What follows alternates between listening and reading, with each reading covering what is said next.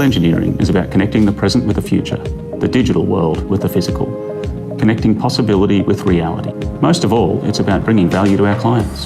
The projects we work on are exciting and will impact the future of Sydney for years to come. So getting the best outcome calls for working in a smarter way. We aim to have a partnership with our clients. It's not about building something and walking away. It's thinking about an end-to-end solution. What needs can we foresee and how can we put in place a reliable process now that will keep adding value in future? GHD is pioneering workflows which we expect will become industry standards in future. Digital models are built and stored in the cloud for always-on access to teams around the globe. Workflows assign tasks to people, set deadlines and track costs against a work breakdown structure. Multiple disciplines review a federated model at the same time, resulting in better projects that are coordinated, cost-effective, and developed with stakeholder investment in mind. The transparency this offers our clients is extremely powerful in fostering trust and communication. Taking a measure twice, cut once approach saves millions across planning and construction. Changes to a digital model are faster and provide a better coordinated design for our clients. Data and project priorities are thus what drive decision-making. Ultimately, technology is just an enabler for the inspiration that comes from people, and it's the fresh thinking of our staff that we want to support. We want to unlock notions of what's possible and challenge the expectations of what's an acceptable standard. It's a great way for young people starting out in their careers to contribute because the model shows you what will be in lifelike detail. In the same way, it connects clients dynamically with their future project because they can see and interact with it in real time.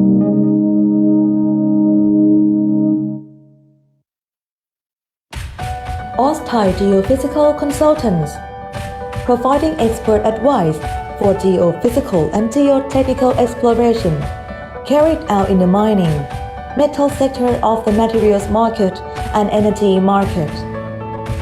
Provide a wide range of geophysical and geotechnical services to environmental groundwater and engineering industries.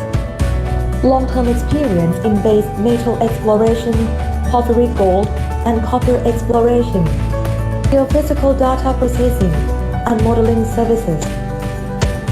We have a wealth of international survey experience over the past 2 decades. Over 28 countries in some of the most remote and challenging environments. Our services: geophysical project design, field acquisition, field supervision, processing and modeling, data interpretation, induced polarization surveys, transient electromagnetic surveys, ground magnetic surveys,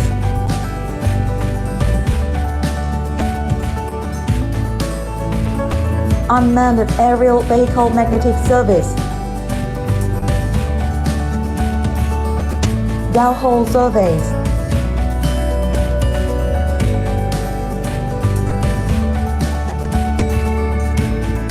radiometric surveys,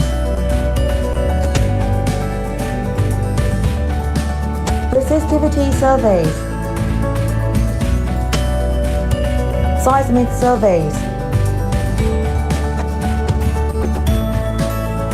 Atty Geophysical Consultants. The Philippine Mining Club and the Philippine Infrastructure and Construction Club are professional networking forums bringing industries together and creating opportunities for the Philippine mining and infrastructure and construction industries. Networking is about giving, not taking. It is about forming trust and helping one another toward mutual goals, regularly engaging with your contacts, and finding opportunities to strengthen relationships. Networking is a great opportunity to exchange best practice knowledge, learn about the business techniques of your peers, and stay abreast of the latest industry developments.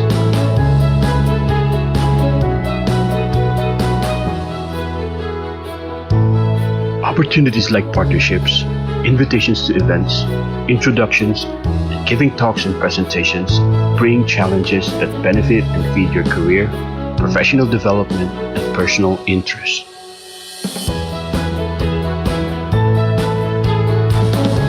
Gaining the advice of experienced peers is an important benefit of networking.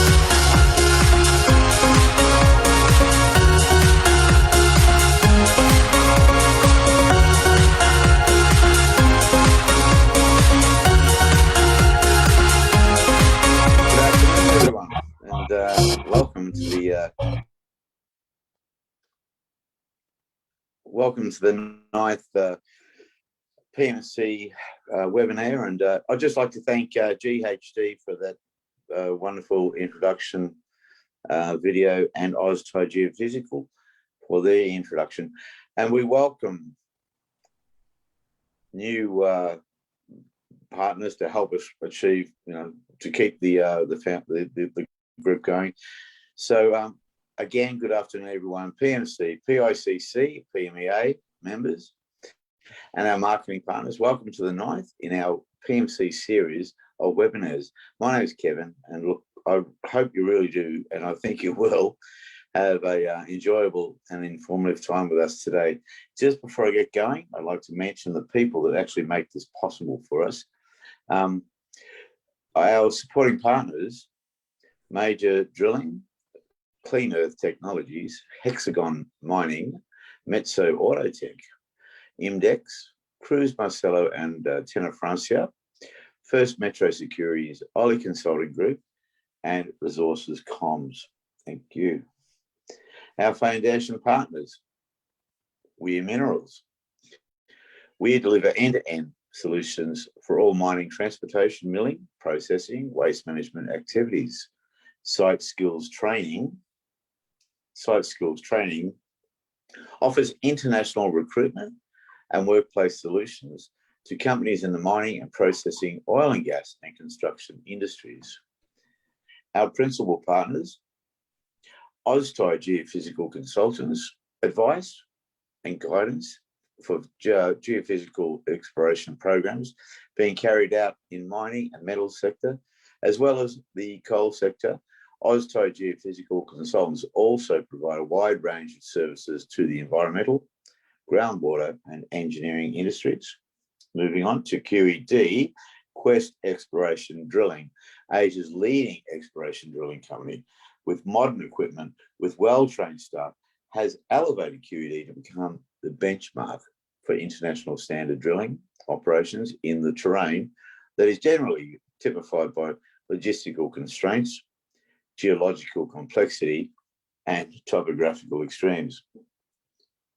GHD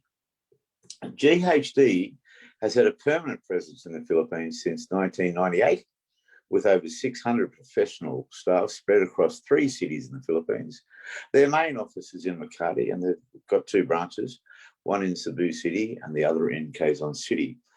They focus on creating lasting community benefits. GHD leverages on its connected global network of 10,000 employees to provide engineering, environmental management services to key players in the energy and resources sectors. Prime BMB offers their client services for major infrastructure projects throughout the Philippines, Southeast Asia, expertise and experience resources are applied across industry sectors in transport, water, ports, resources, and the energy sector.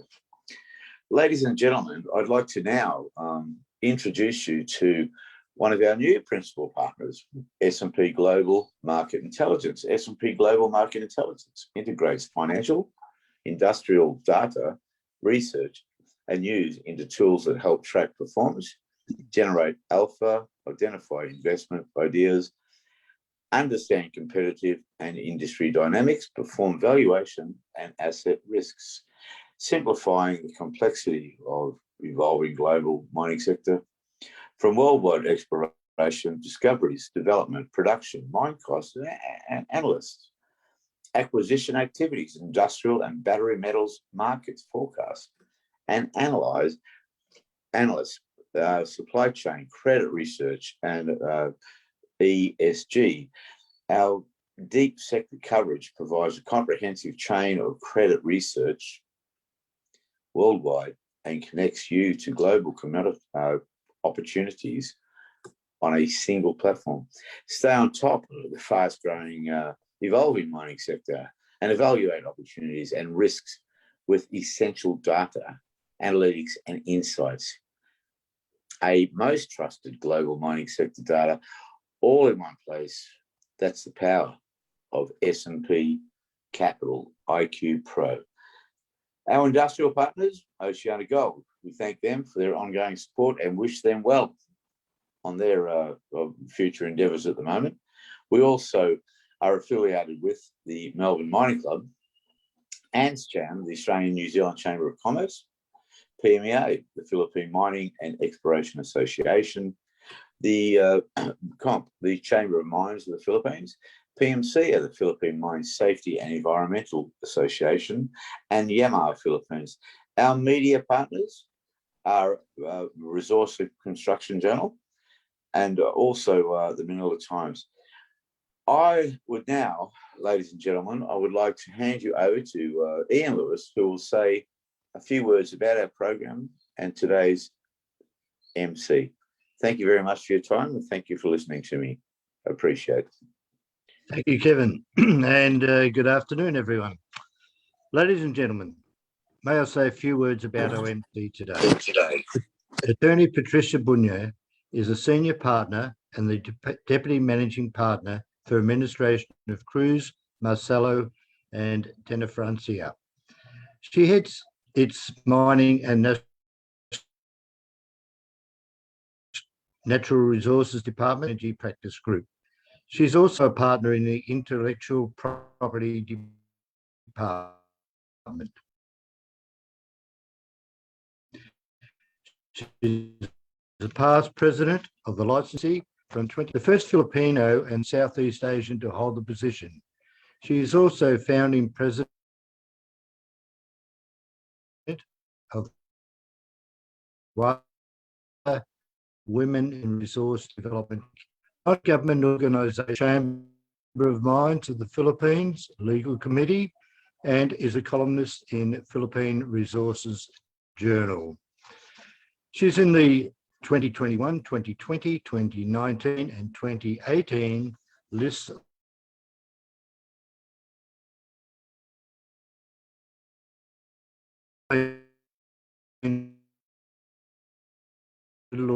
and has been cited by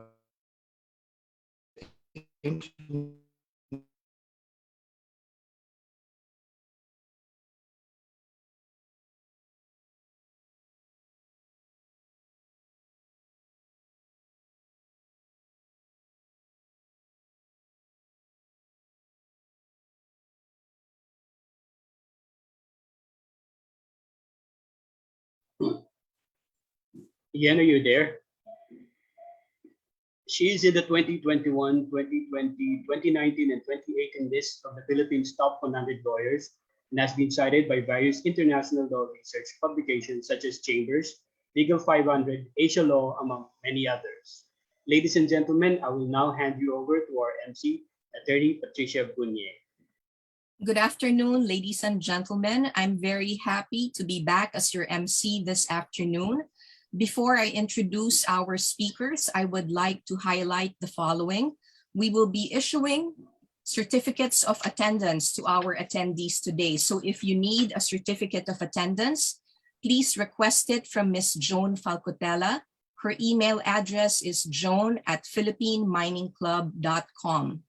For your questions later addressed to our speakers, please type them in the Q&A or chat box at the bottom of the screen.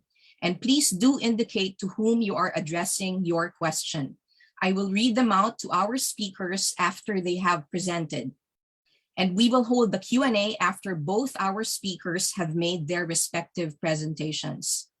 Please allow me now to say a few words about our speakers this afternoon. We have two speakers. Our first is Alex De Leon. Alex is a product specialist for the commodities markets with S&P Global Market Intelligence. She has been serving the Philippines and Pacific region with research and insights concerning the mining and energy markets, as well as providing solutions to develop and implement growth opportunities within and between organizations. Prior to being a product specialist, she joined the client operations team of S&P Global in 2016, where she worked directly with, among others, miners, investment bankers, analysts, and executives from various mining-related institutions. Alex completed her bachelor's degree in geology from the University of the Philippines, Diliman.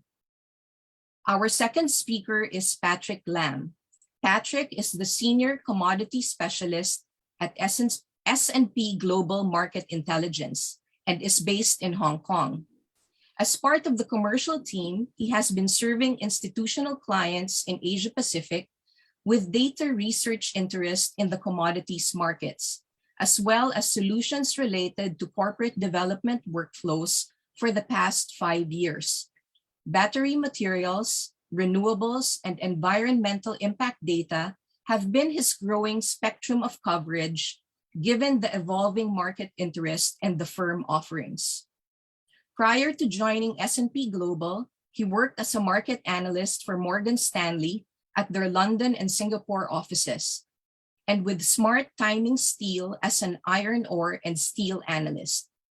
Patrick graduated with a Master of Science in Metals and Energy Finance from Imperial College London and a Master of Science in International Banking and Finance from the University of Glasgow. His last thesis was about the financial valuation of a Russian iron ore project using the Monte Carlo simulation approach given the volatility of macroeconomic assumptions. Ladies and gentlemen, let us first welcome Alex, who will then hand over to Patrick. Thank you, Patricia, for the kind introduction, and thanks as well to everybody for joining today's webinar. So today we're going to be recapping some of the industry events and trends identified during the second quarter of this year and speak to the outlook of the remainder of this year and further on down. So I'll start once we have the presentation up, and we can just proceed over to the next slide. And I did want to start with a short introduction of S&P Global Market Intelligence. We will answer the question, what does the metals in mining product offer? For those who are hearing about S&P Global for the first time, S&P Global Market Intelligence delivers essential information so you can make decisions with conviction. Our next generation technology builds on the best of market intelligence's data, research, and technology to give our clients the power to succeed. On the next slide, this presents different data sets that we track throughout the metals in mining offering. At the beginning of our presentation today, we're going to speak about content coming from our commodity briefing service reports, which is where we identify supply and demand fundamentals across 6 commodities and provide proprietary price forecasts for each of those extending out to 5 years. That said, there's many different aspects of the offering, from coverage on mining projects across the world to cost curves across 15 different commodities to drill results databases to tracking the exploration sector through our monthly industry monitor reports and through our annual corporate exploration strategy.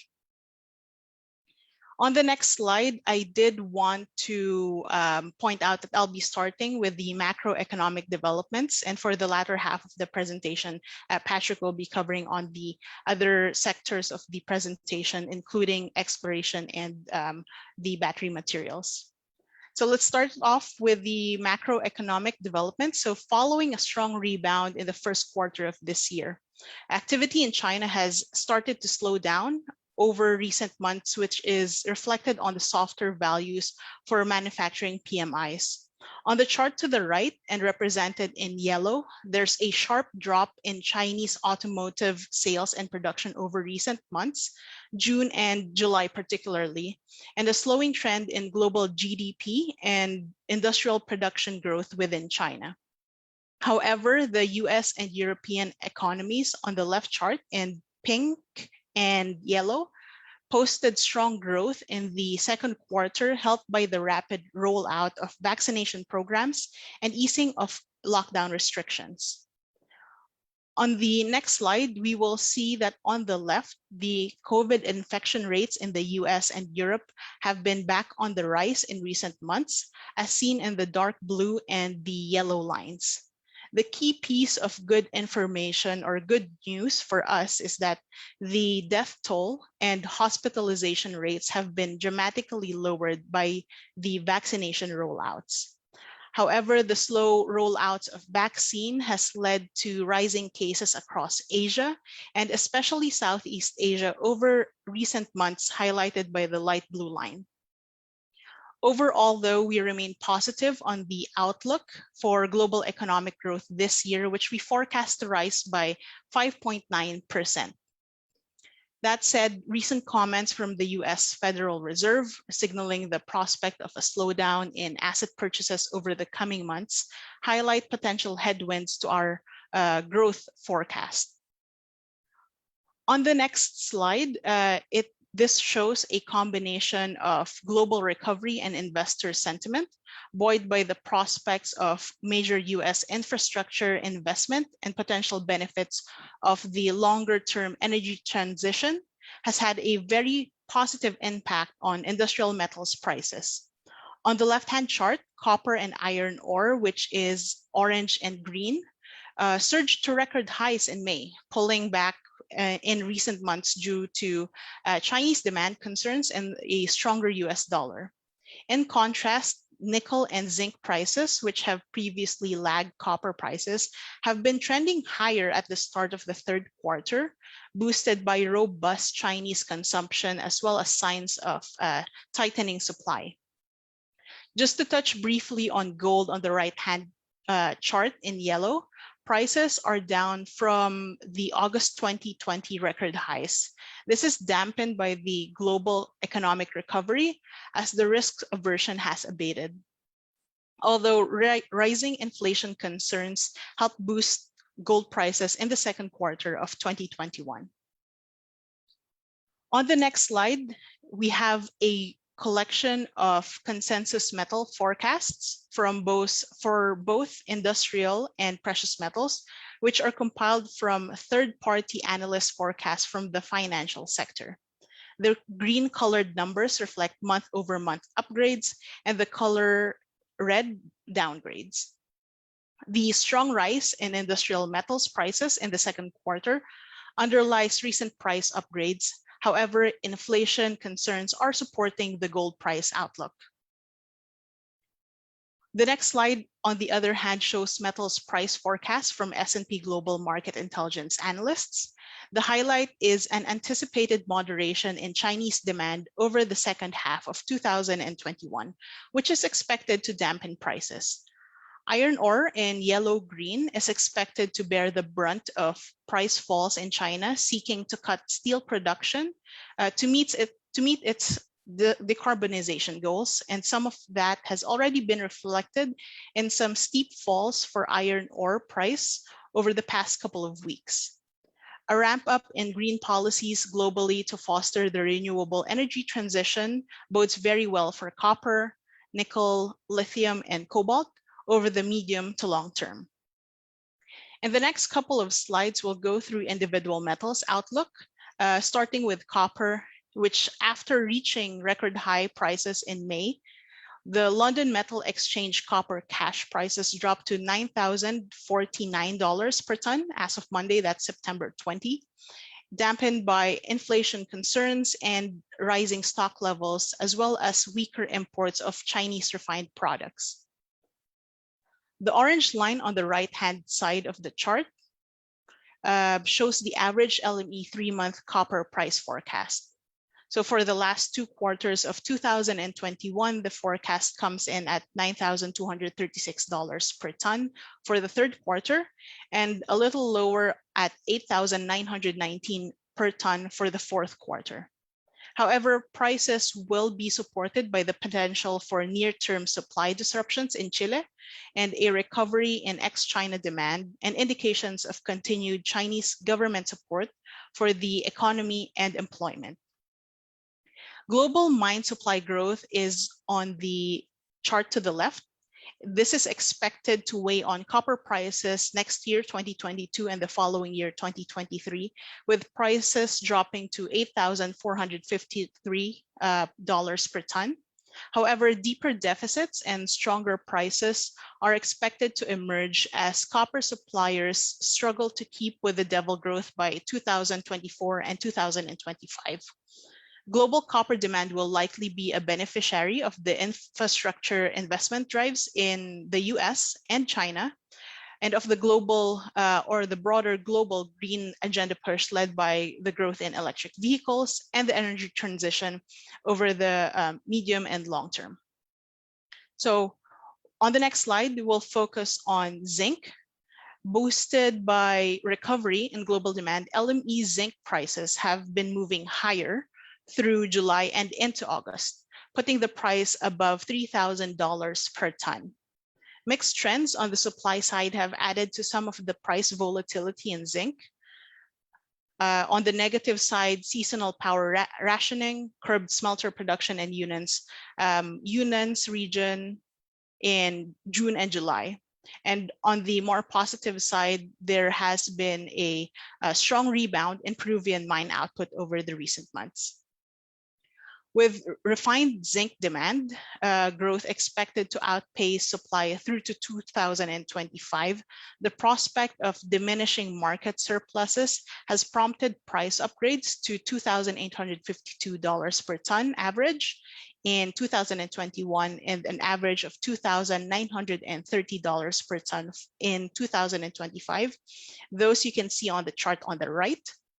That said, zinc supply will be boosted by Boliden's recently announced plans to expand its Odda smelter in Norway and will likely impact supply by around 2025.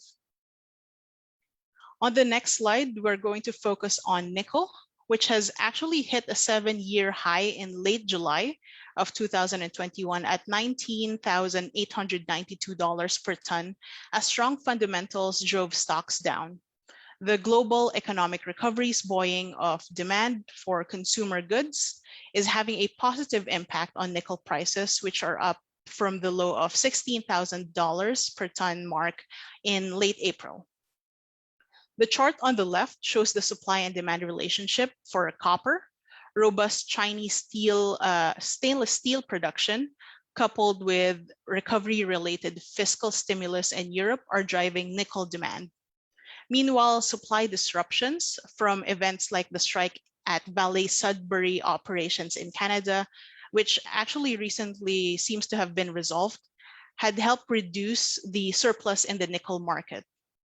Bolstering the positive market sentiment was news from Tesla, who recently signed an agreement with BHP Group for the supply of electric vehicle battery grade nickel. So if we look at the market balance and price chart on the right, we expect the 2021 global primary nickel surplus to fall to 12,000 tons, and that's from 102,000 tons surplus in 2020 or last year. The surplus forecast change is expected to drive the average LME 3-month nickel price up by 29% to $17,936 per ton for this year. Moving on to the iron ore market on that next slide, we see that prices have fallen from an average of $212 per ton in July to $106 per ton towards the end of last week. This follows a booming second quarter with the record price, where we saw record Chinese steel production in May, bringing iron ore prices to an all-time high of $233 per ton. Of late, the Chinese government has increased pressure on Chinese steel mills to cut output after recent flood of heightened sentiment towards China's decarbonization drive. However, the prospect of slower Chinese steel supply growth in the second half will likely be offset by strong recovery in ex-China iron demand, particularly in Europe, Japan, and Korea. As a result, the global seaborne trade deficit is expected to deepen this year from last year.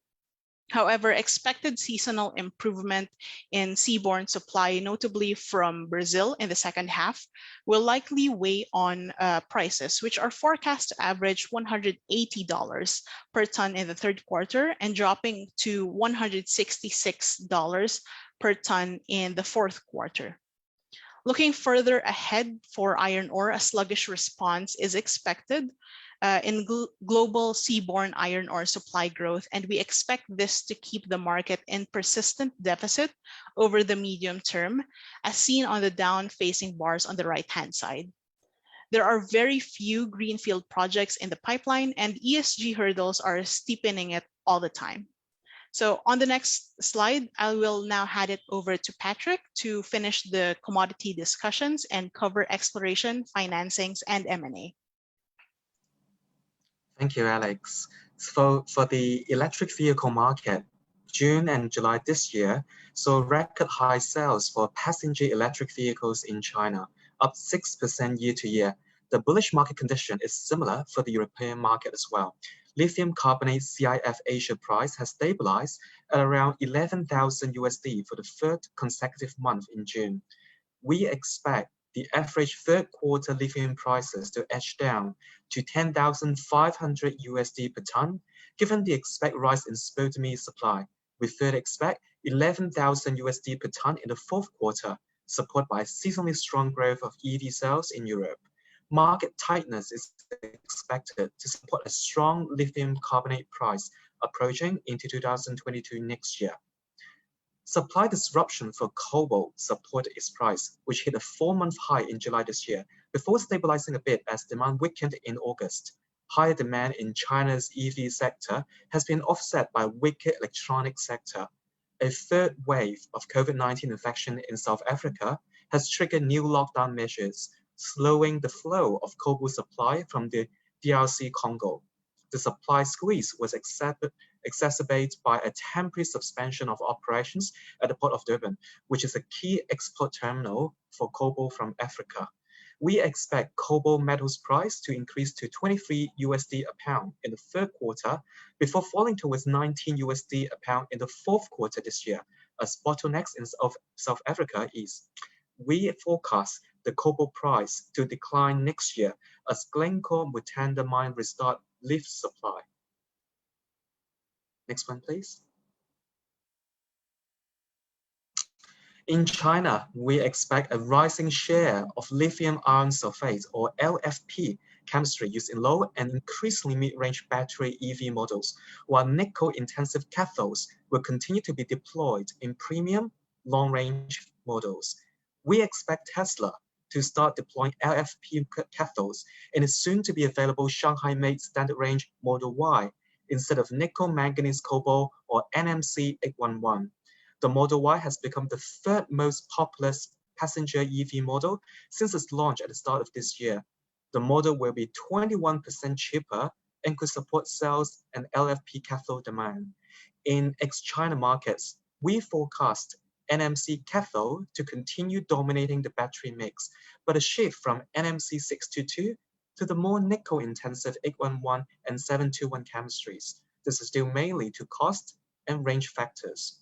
Battery metals costs vary by cathode choice. LFP has the lowest cost per kilowatt hour compared to NMC chemistries. Other characteristics shown here is the battery power density, the ability to deliver power, and the energy density, the ability to hold power. For these metrics, NMC batteries outperform LFP. Next one, please. In the left-hand chart, we can also see how changes in the metals price affect battery raw materials costs on a kilowatt-hour basis. Comparing battery metals costs using average prices this month of July compared with a year ago, the cost of LFP batteries increased 110%, whereas nickel chemistry batteries increased between 62 to 65%. A key aspect of battery technology for energy storage is cycle life. This is the number of charge and discharge cycles that battery can complete before losing performances. You can see that LFP has the high cycle life with NMC behind. Next one, please. Moving on to lithium margins. On the 2020 year cash margin curves compiled by S&P Global Market Intelligence, Latin American chemical operations were the most profitable mine operations as they position at the top 1/3 of the total cash cost margin cost curve. Among the concentrate producers, Greenbushes in Australia was one of the most profitable hard rock mines. The year 2020, last year, was challenging for smaller concentrate producers. Around 20% of the total concentrate production fell into negative margins within the year, and it made it harder to raise financing to sustain operations.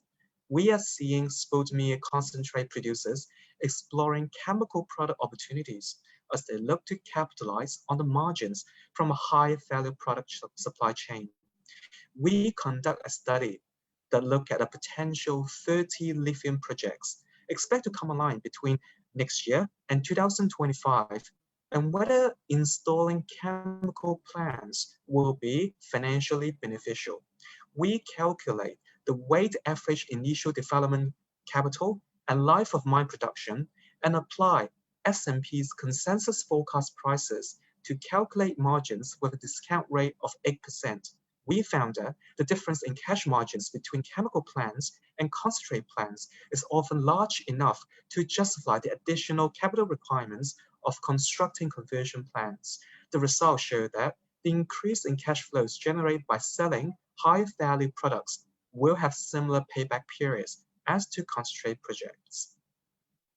Now, next slide. We are moving on to more about exploration-focused analysis. Metal prices continue to remain strong throughout the second quarter of this year. In this graph, the EPI, Exploration Price Index, measures the relative change in precious and base metals prices, weighted by the percentage of overall exploration spending for each metal as a proxy of its relative importance. S&P Global Market Intelligence Pipeline Activity Index leveled off in the second quarter this year, as gains in significant drill results and positive project milestones were offset by decrease in significant financings with initial resources unchanged. Exploration budgets generally move with metals prices, often with a one-year time lag. The pandemic-induced price fall of the March quarter last year have been followed by strong metals price rebound. The improving commodity prices were insufficient or too late, however, to offset other pandemic-related challenges to the exploration sector in last year, resulting in lower budgets after all last year. Next one. Our exploration price index rose 31% year to year in 2020, leading us to project an estimated 25 to 35% increase in exploration budget this year. Looking forward to next year, 2022, we expect another budget increase of 5 to 10%, although not as large as project moderate softening of some of the metals prices. From 2023 to 2025, we expect budgets to pull back slightly as the COVID-19 pandemic economic recovery subsides and global economic growth returns to a more moderate pace. Next one, please. Now we talk a little bit about nickel discoveries, which is really important for the Philippines mining sector. On nickel discoveries, the past 10 years proved to be challenging for the nickel market, with London Metals Exchange nickel prices slumping almost throughout most of the decade. S&P Global Market Intelligence identified 72 major nickel discoveries made from 1990 to 2020 last year, containing 160 million tons of nickel oxide and sulfate deposits. However, only 4 of them were discovered in the past decade and account for only 6% of the total nickel discovered. Nickel from laterite deposits account for the bulk of the total discovered at 68% of the total, or about 78.4 million tons. Nickel oxides, however, are not the first choice for battery production, as nickel sulfate is the higher grade counterpart and the source for Class 1 nickel used in battery production. However, as companies seek alternative ways to produce more battery-grade nickel, some laterite discoveries may become more important as technology for processing oxides into Class 1 nickel becomes more widely available. Next one, please. Of the 72 major nickel discoveries from 1990 to 2020 last year, 42 of them are situated in Asia-Pacific region, particularly in Indonesia, Australia, and the Philippines. The increased appetite for exploration activity continued in the second quarter this year. Now, gold exploration still dominates the exploration activities, but did experience a decline in the quarter. The most notable rise in the second quarter this year were the increases in drill holes reported from nickel and specialty commodities. Next one, please. Now we talk a little bit about financing. The number of financings was down in the second quarter by 41%. Fundraising activity actually started off slowly in comparison with the first quarter this year, as we saw 2 months of declines in April and May, where the appetite picked up with an increase in June this year. Although lower than the previous quarter, year-to-date financing in 2021 has now totaled 20.17 billion USD, an 8.5% increase on the same period last year. Next one, please. Gold financing declined throughout the quarter. Despite this, the year-to-date fundraising for gold remains above last year's 2020 averages. After a bump of the first quarter based in other metals, financing remains significantly lower in the second quarter. However, funds raised was still the third highest quarter in the past 4 years, as Australia reached 15-quarter high as they narrowly edged out Latin America with the most funds raised. Next one, please. M&A deal value in the second quarter this year was leveled with the previous quarter. We found that strong metals price deterred high-value deals, as only 5 deals were over 100 million USD. The most notable deals within this period were the Regis Resources 696 million USD deal to acquire IGO's 30% stake in the Tropicana mine, and the acquisition of Roxgold by Fortuna Silver in a 635 USD million deal. Next one, please. Now, to sum up our conclusion in the financing activity, gold made up 80% of the deals in the second quarter this year, but the deal value for nickel was higher than copper for the first quarter in over a year, as First Quantum Minerals agreed to sell a 30% stake in its Ravensthorpe nickel mine to South Korean steelmaker POSCO for 240 million USD. Canadian buyers still dominate the first half deals, with Australia and South Korea follow. So this is the end of our presentation today. Thank you so much for your participation.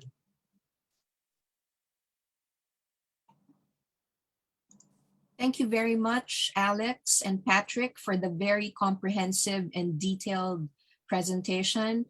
Well, one very practical comment that is now in the chat box is some participants are asking whether they would be able to get soft copies, because certainly there is a lot to digest from what you have just presented to us. So could our participants request copies of the presentation today? Yes, they definitely can. We'll send that over, and I think it will be sent as post-webinar resources, but we'll coordinate with the team about it. Yes, thank you very much. And on the whole, I think what you presented showed a generally positive picture. Is that correct? So I think one question in the minds of the participants is, seeing a rally in the commodities, how would you be able to distinguish between the 2020 commodity rally and the 2009 to 2011 rally? And I would direct this to Alex. Yeah, thank you for that question. To be honest, one of the largest differences is the capital restraint many companies are maintaining despite the rally in prices right now. In 2009 to 2011, spending ramped up quickly, and this led to record high exploration budgets in 2012. And while we are seeing an increase this year and expect increases to extend into next year, 2022, budgets will likely remain well off the highs in the last rally. So not quite going to be the same level. Thank you. So before I go to the next question, of course, we're inviting the audience to please put your questions in the chat or Q&A box, and I will do my best to get to all of them. Alex, earlier you also referred to some ESG hurdles. I think this was a comment that you made in your last slide. How would this impact on the prices? And I would invite Patrick as well to comment if he would like to. Sorry, am I audible? Yes, you are. Okay, perfect. So in terms of the prices, it does vary depending on the commodity. As you saw earlier, the industrial metals like copper, nickel, lithium and cobalt, they are increasing, as opposed to the other commodity, iron ore in particular, has been slumping down. So there's really a lot of pressure when it comes to those for that commodity. Patrick, yeah, go ahead if there was anything you wanted to add. Elaborate on specifically what these hurdles are.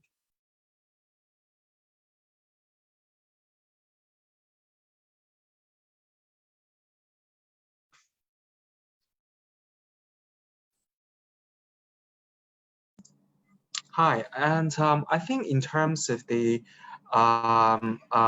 hurdles, I think in terms of the environmental aspect would be, I think recently we definitely see a lot of corrections in the iron ore prices, given the a lot of announcement by Chinese government on its decarbonization, or really about its potential constraints in the steel mill production capacity, and definitely we see the market already react to the to all these expectations in the market. But I think from the perspectives of mining companies, actually when we talk about mining project investments or development or even operations, this is becoming a really big part of that operations, because when we talk about ESG or environmental hurdles or even aspects, because recently we start to see a lot of major miners already have their sections of their annual reports or sustainability reports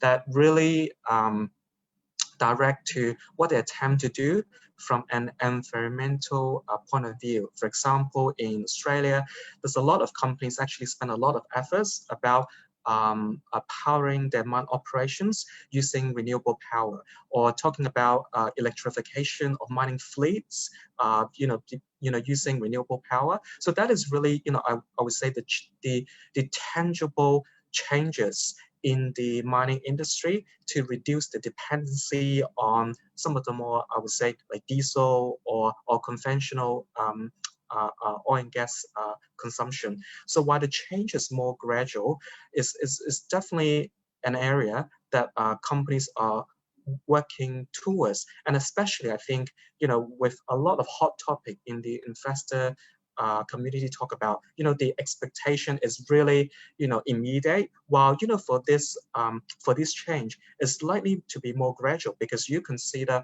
the significant or huge scale of this mining operations. So sometimes the investor expectations versus the actual on the ground transition, sometimes, it is sort of different. So really, I think companies are very encouraged to think about their ESG footprint, how that transition takes place, what will be the pace, and also how these changes or transition match up with the expectations of the investment communities. And also, I mean, talking about iron ore and some of the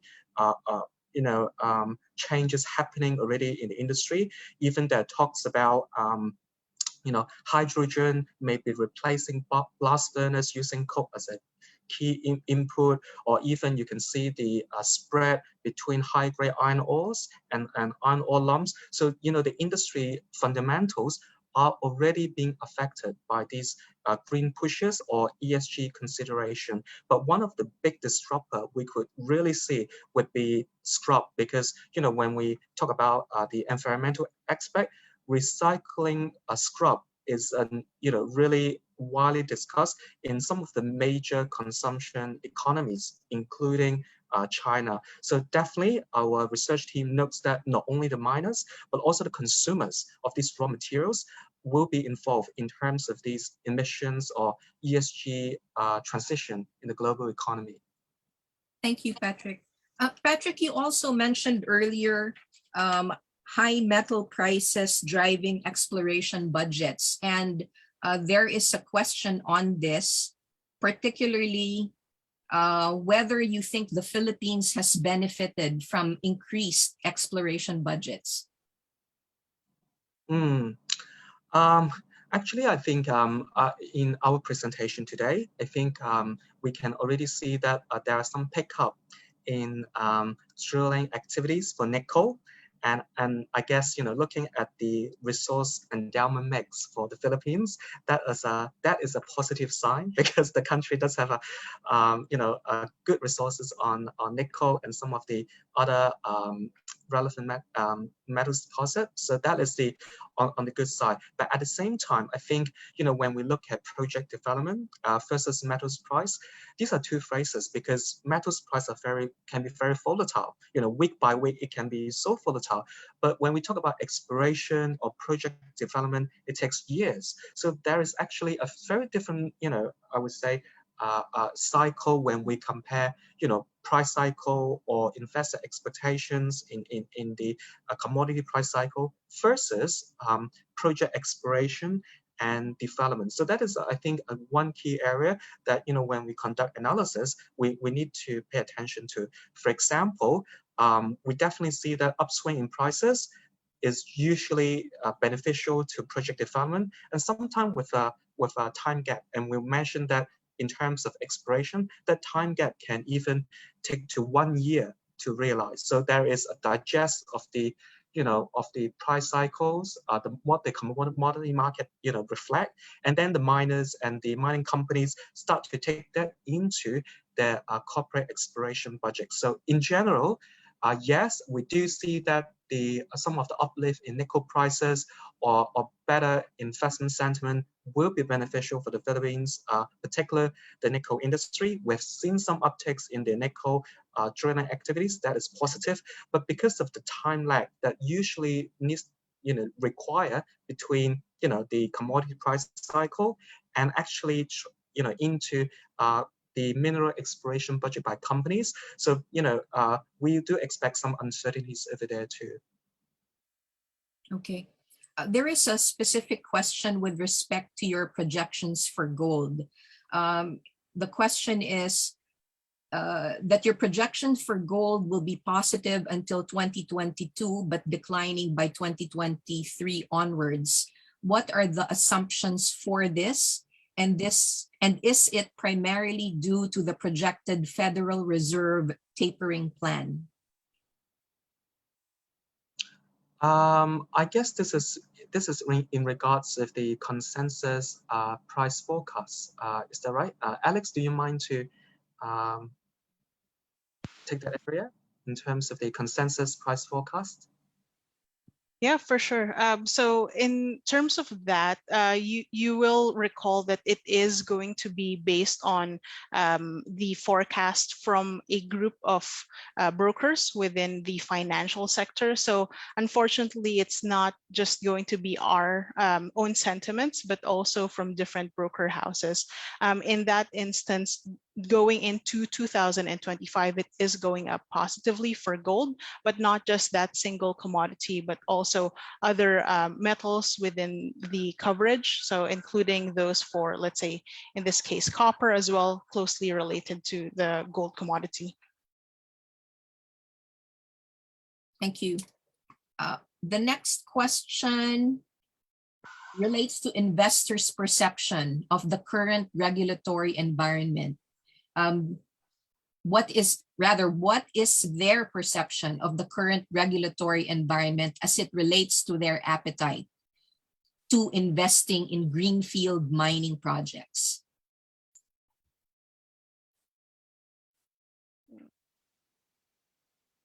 I think I can take that question.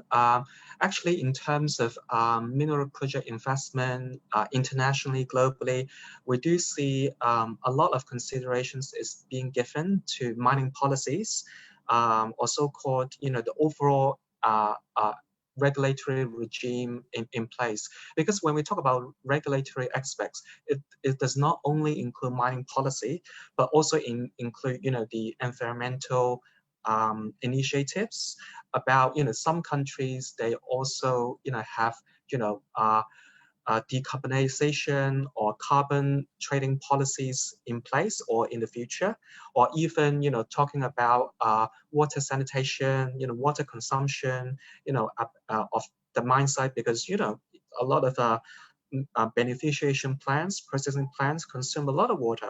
And whether these developments situate right next maybe to some national parks or reserves, these are key considerations really when, miners or exploration companies, apply for those permits in countries. And we definitely see that, after the collapse of the tailing dams in Brazil, there's a lot of, considerations being paid to, even existing operations, mines that are, they plan to expand their capacity, their production in the future, but, what are the current, facilities like tailings facilities or other facilities in place to make sure it's environmentally compatible to the evolving local regulations. So all this, when we talk about regulations, there are many different folds because some of these regulatory aspects are still evolving, like carbon trading policies or different areas is still evolving. So in short, I mean, in terms of S&P Global Market Intelligence, we do provide a data set called Climate Competitiveness Data Set, so which really evaluates the environmental footprint of about 1,400 mine sites across the globe, across commodities, really look at the carbon risk, water risk, and the commodity alignment score of different projects across different countries. So if this were of interest, feel free to connect us. But in short, I think the regulatory aspect really, make a lot of the investors being very cautious in terms of, where the mine locates, what kind of, setup that they are looking into. And also, when they apply for permits, etc., they definitely take cautiousness into their mind. So that we definitely see that, as part of the due diligence process. Yes. Could you just explain a little more about this scoring process? Because when you're looking at the regulatory frameworks of different jurisdictions. Certainly there are differences, but also best practices and similar benchmarks. So how would this scoring process work? With our S&P Global Market Intelligence methodology on mine economics, so first we do actually look at what would be the life of mine production plan of a project, and then we model out the all-cost model or product cost model in that case. And what's important is, of course, I think one of the most important part of the financial due diligence of a mine investment is to build like a net present value model, like NPV model, and apply different assumptions into the net present value model. For example, you can apply the current tax regime, the royalty regime in place for its multiple expected cash flow. For example, you expect this mine to produce, ABC metals, some byproducts with a primary metals type.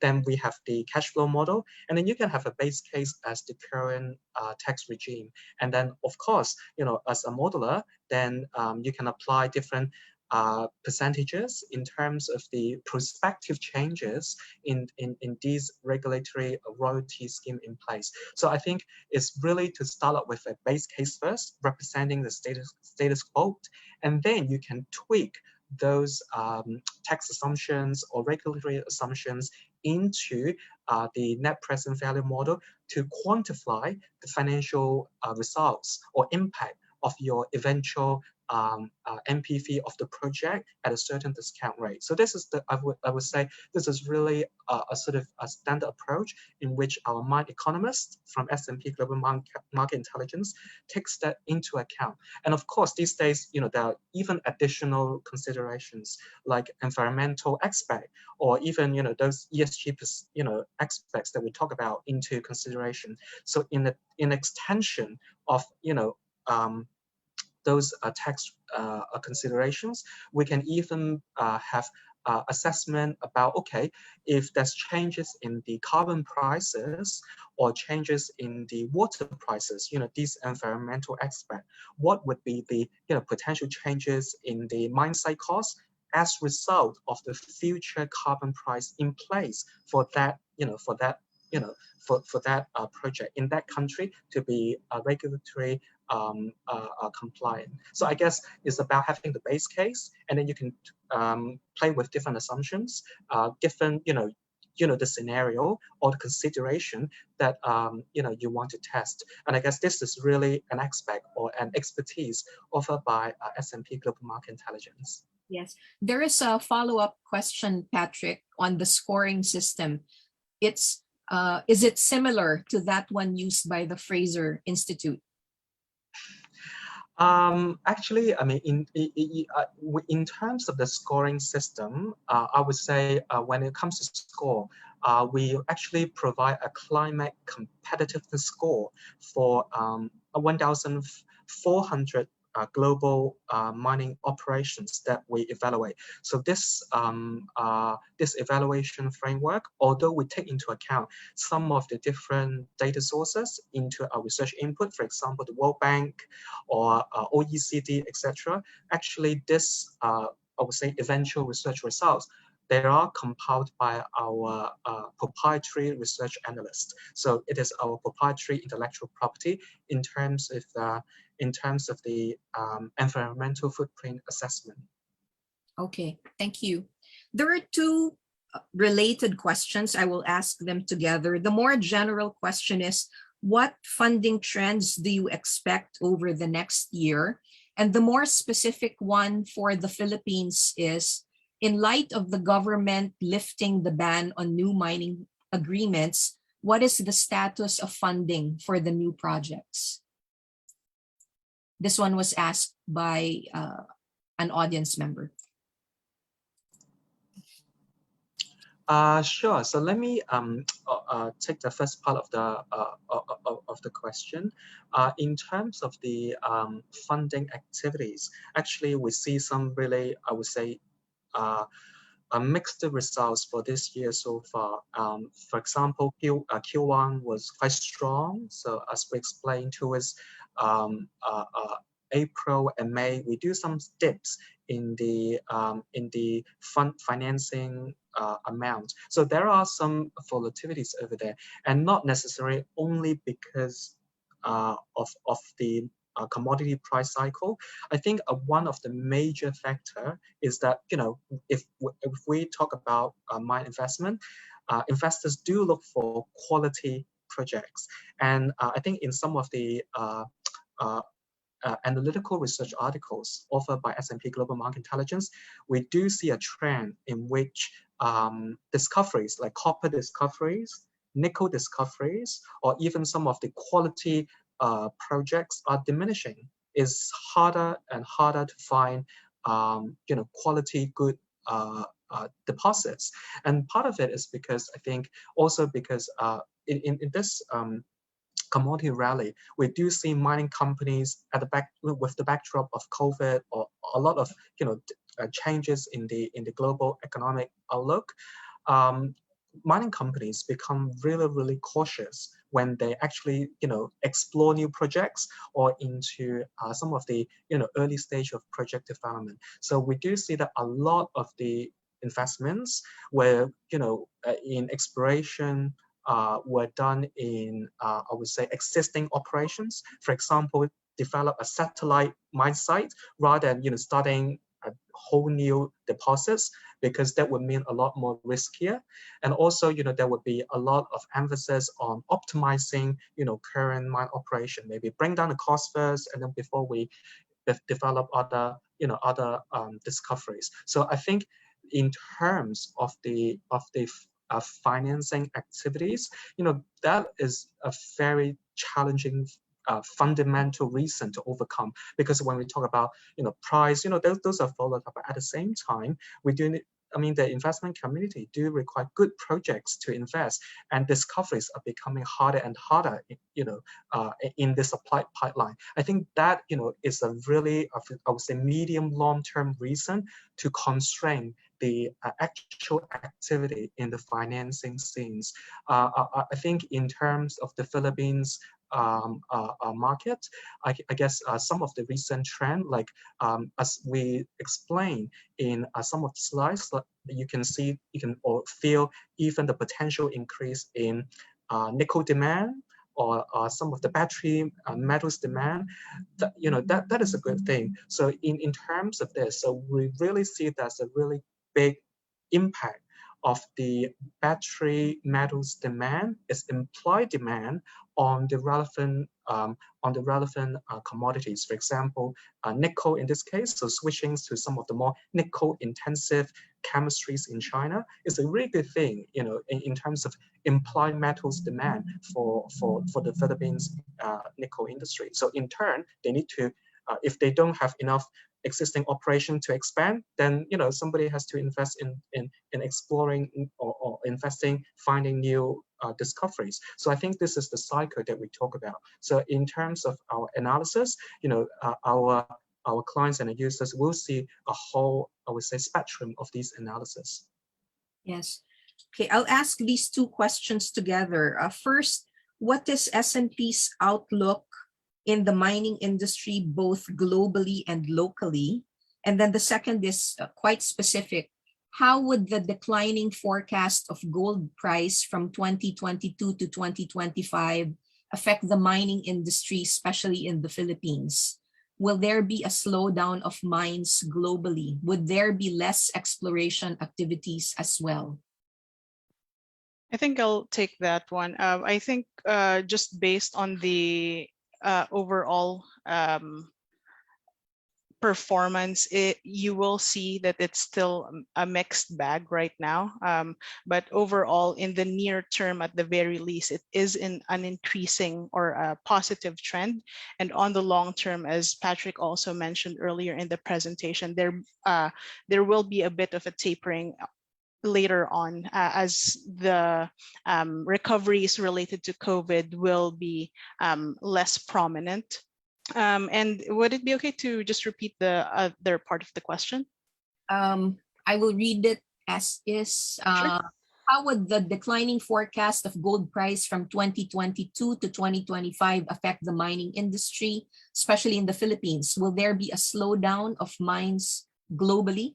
Would there be less exploration activities as well?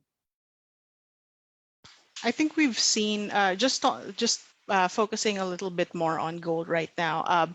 I think we've seen that when gold prices have gone up, especially during the pandemic, we've seen it that it is an indication for folks to cling a little bit more to gold, just on the stability of the commodity itself.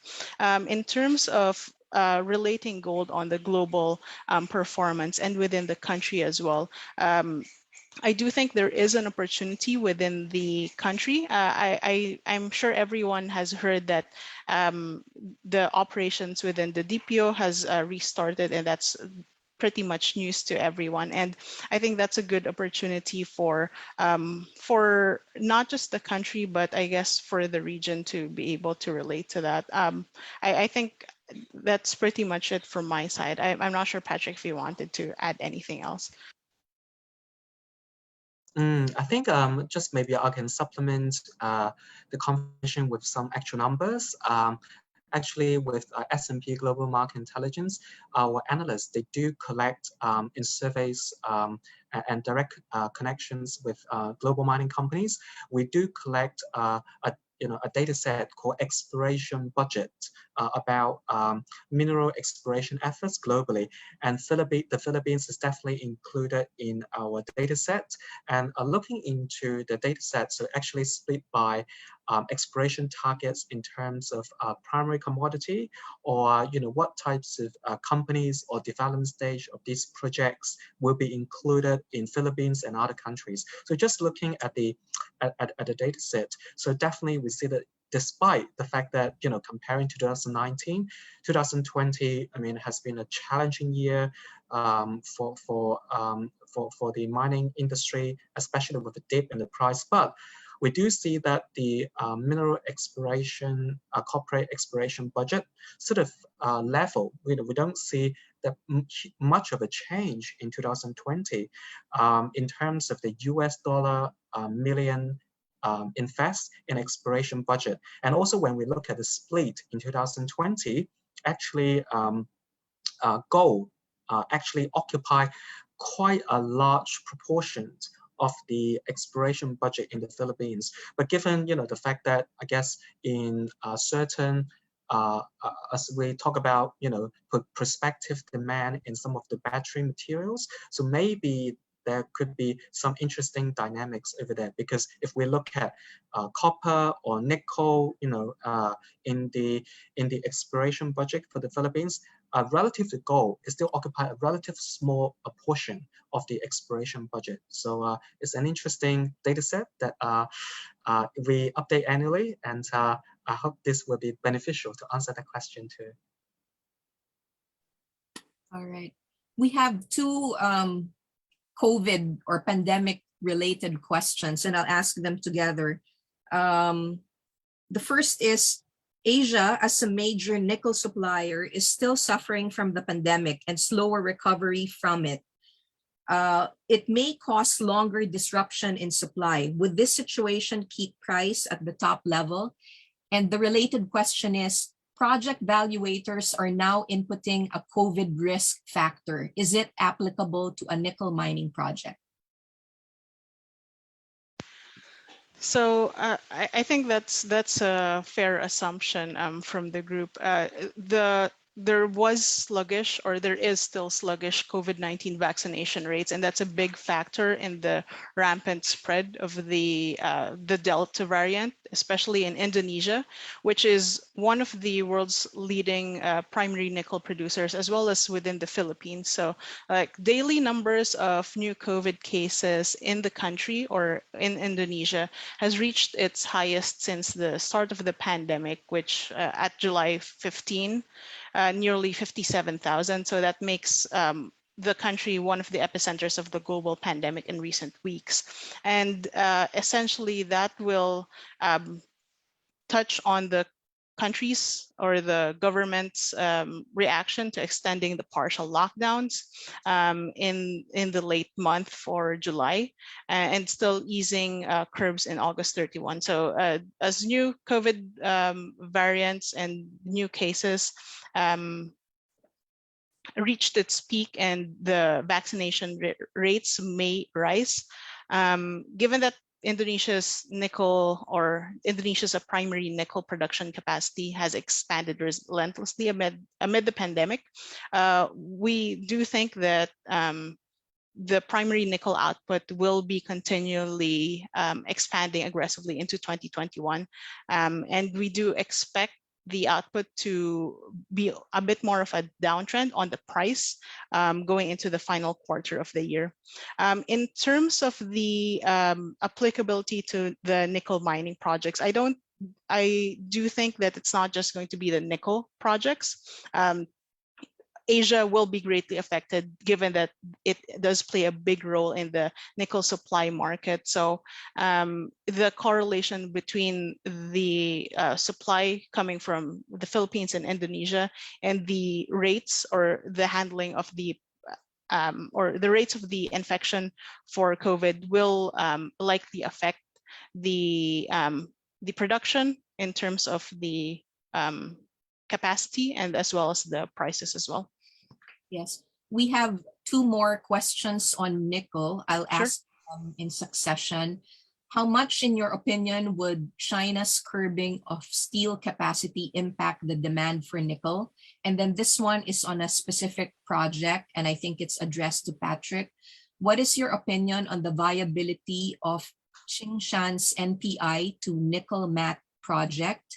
Will they be able to deliver, and what do you think is the impact of this move to the market and price? I guess I'll handle the first part, which is on the steel curbing, or the curbing on steel capacity in China. And just based on the presentation that we had earlier, the biggest factor really is the green energy or the transition into that aspect. A lot of countries, not just China, are a lot more conscious about that. China will definitely be a highlight, since a lot of the infrastructure has been or is a focus in the country, and stainless steel obviously will be a big part of it. We do see that the nickel prices, or as a whole, the nickel operations will be greatly affected in that instance, and most likely give me a quick sec. In this instance, it will most likely be a bit more robust, especially since it's nickel, along with other commodities, will be part of that renewable energy transition. And it will be a big contributor to it. Patrick, I'll hand it over to you on Tsingshan, but I definitely recall that we had a research piece about that recently.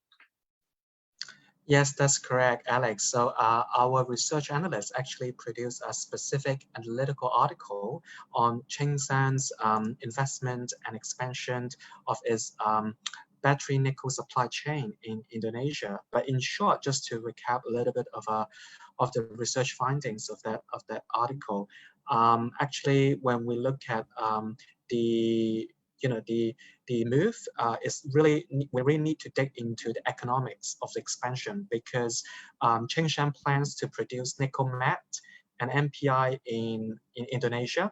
And a lot of the volume actually we're talking about really depends on the market demand and the prices. And of course, when we look at Nickel Mine's early May statement saying that, is nickel matte plans, the company did say that its cost of producing nickel matte via this route will be comparable to its cost of producing NPI. So in a nutshell, our analyst finding is that Nickel Mines is underestimating the cost of producing nickel matte from NPI. So this means that the economics of producing nickel matte for the battery sector using this route could be less favorable than producing NPI for the stainless steel sector. Really depends on the price. However, we do anticipate that, there's possibility that Qingshan could use the material for its own lithium-ion battery plants. So because the company did say in April that it aims to expand its annual production capacity for its lithium batteries production for its productions, particularly for such demand in China. So I would say, when we look at this, not only in terms of the economists of such a move, but also how, Qingshan or similar companies relate, these moves to its bigger supply chain, between its domestic market versus, the overseas investment as part of its supply chain. So this will be further elaborated in a separate article offered by S&P Global Market Intelligence. Thank you, Patrick. You mentioned earlier, Alex, the renewable energy transition. So this is a related question. What tangible progress will the mining sector make towards net zero emissions in the next decade? That's a bit of a tough question, I'll be honest. I don't think I'll be able to provide you with such concrete answers, but there has been already a lot of companies, especially those that we've dealt with, that are already taking a look at that piece. So not just on the miner side, but also on the investment side. So banks or investment banks and so on are already taking a look at that and has a big focus on it. So the product that Patrick mentioned earlier, climate competitiveness, folks are taking a look at their TCFD reporting, as well as those that are on the ESG score side. So those are all coming in, or those are things that are provided by S&P Global Market Intelligence. And folks are utilizing that to not just benchmark themselves across their own operations, but also across their peers to see where they lie. Along with that, I think disclosures is a big part of it. So essentially, even if you don't have a huge change right now on how you're operating, being able to be aware and reporting that out, I think has been a big trend. And I think for a lot of the mining companies, we've seen that they do have a higher disclosure rate among its peers, or actually as a whole in the industry. So that's really high already. And as an industry, I think we're very aware that we're on the limelight in terms of that renewable energy transition, and as well as the ESG front. Thank you, Alex. Of course, coal is still in the and there is a question on it in the Q&A box. How about coal prices, and how's the coal market in the Philippines? An attendee wants to know. Gotcha. To be honest, similar to the renewable energy transition, a lot of companies that we've spoken to are aware that it is going to be a very big burden to some regions, especially those that are on the less developed markets. Those that we have dealt with that are on the developed markets, let's say in the Pacific region, in the Eastern countries in Asia, there has been a huge focus for them to be able to transition. But realistically, it's not going to happen overnight, definitely. It just brings us back to what I mentioned earlier, is ensuring that you are starting with something, reporting it out, understanding, let's say, your supply chain and where that goes to. And I think that's going to be the first part of it. In terms of the local market, to be honest, I don't think I could speak to it specifically, but as a whole, it is something that's in focus, and a lot of different companies and investors are taking a look at it already and being more conscious when it comes to approaching operations on coal. Thank you, Alex. Just a time check, we're winding down, and maybe we have time for maybe 2 or so questions. Okay. This is one of the last few questions. How is the current price environment for commodities changing or accelerating or not accelerating investment in development?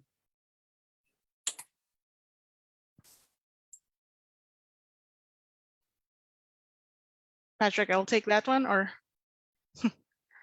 Yeah, feel free, Alex.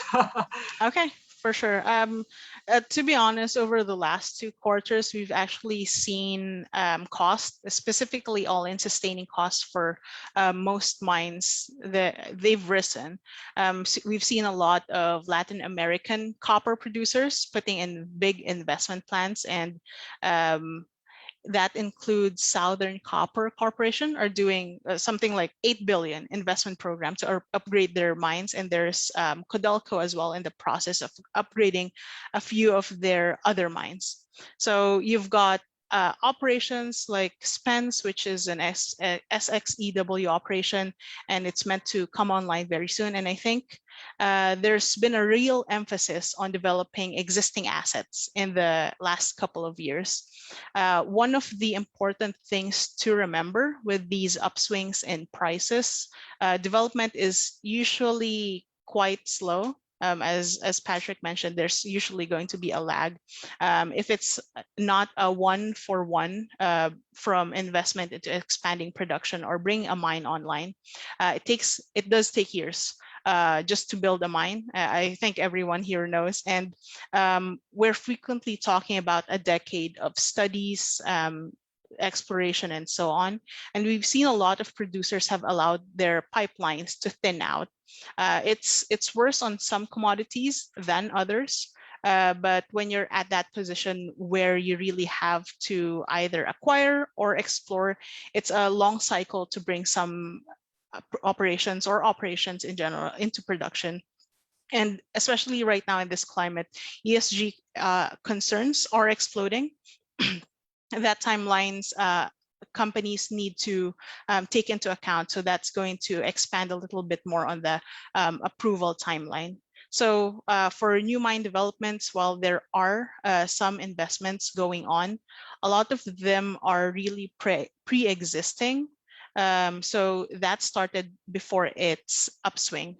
So this upswing, and it's a bit more of a struggle to just turn on let's say, turn on the fire hose. So start the operation right away. It's not just something that can happen right now, but it's something that we see more investments spurred by studies and the exploration that are going on in the last few years. So I think just for the short term and our forecast arising for over the next 5 years, most of, let's say in this case, iron ore projects are either brownfield expansions or replacement capacity, particularly in regions like Australia. And much of the supply will come from the recovering of countries like Brazil and so on. In terms of just the local market, we do see that a lot of the operations are currently inactive, and most of them are already on the feasibility or in that study stage. So in terms of the development, it will always usually take some time, and as Patrick mentioned, there's usually going to be a lag when it comes to the price and the actual production or start of the operations.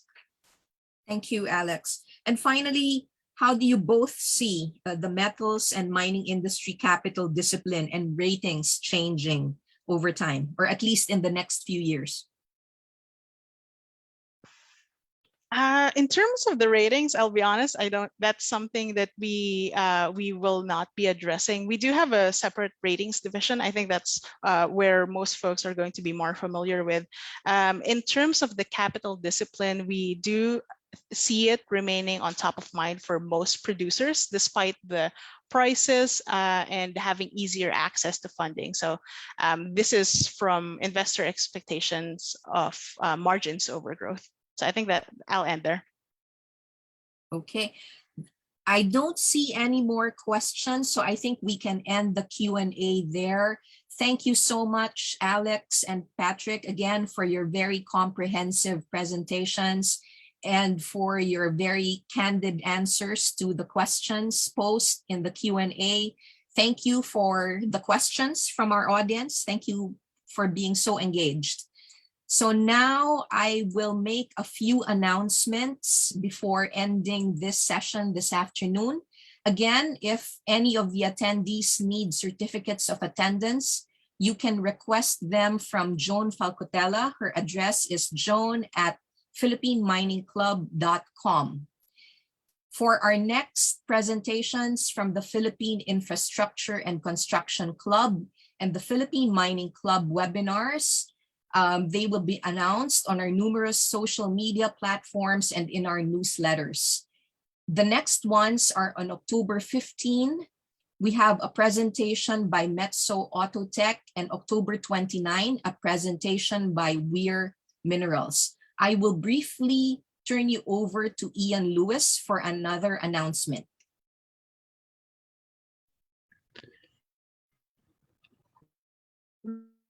Right, thank you. Sorry if I had a problem with my internet earlier, but in any case, this was a very, very interesting discussion today. And Patrick and Alec, very well presented. And of course, our MC did an excellent job again. Just to wind up, we normally take a photo session now. So could everybody please turn on their cameras? And I'll hand it over to Job to coordinate the photos, but please turn on your cameras and we'll take a group photo. Thank you. There's an announcement, Ian, on your screen. We have a couple of announcements. We have the PMEA ANSHAM General Meeting, virtual. It'll be on Monday, October the 4th.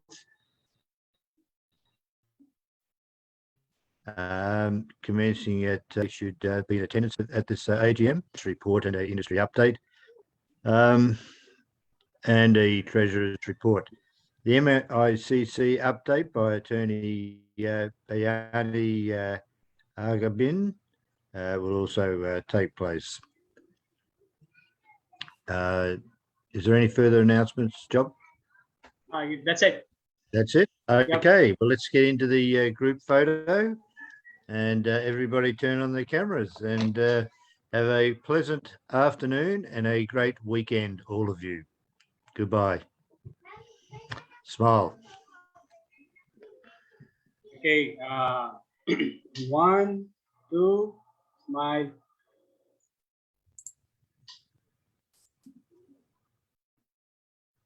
Okay, one more.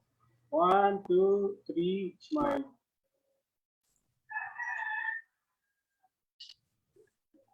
And last. 1, 2, 3, smile. Okay, thank you. Thank you, everyone. Good afternoon.